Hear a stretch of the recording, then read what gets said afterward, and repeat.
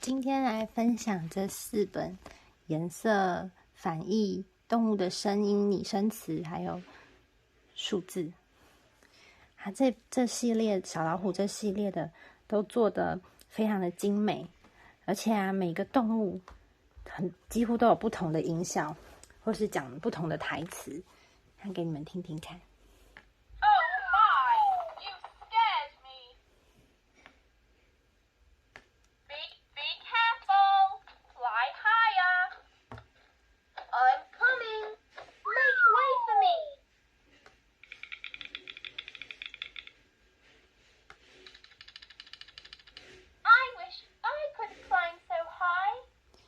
而且它做成这标签的形式，从我觉得1岁多就可以开始看，然后看到4、5岁这样，因为它台词都不一样，都还是会很喜欢，然后画的也很精美。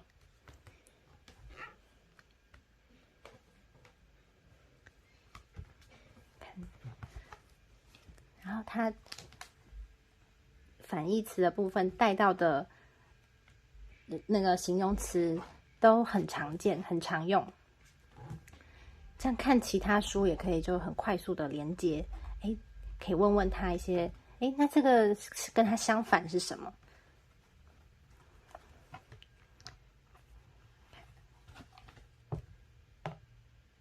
？I can run fast.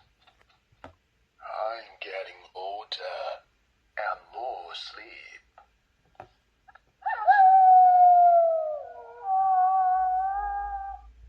I'm tall. 给你看这个声音的部分。Moo.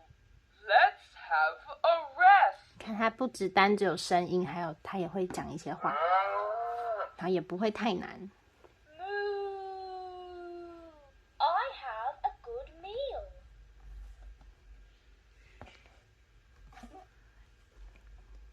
其实我觉得在启蒙的时候带动物最合适，因为很快可以认很多动物，让小孩很有成就感，然后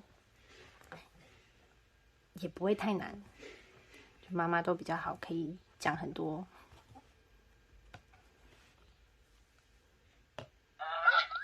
Honk, honk. Follow me. Gobble, gobble, gobble, gobble. Let's play together. 你看他还把火鸡、鹅这些摆在一起，就很有趣。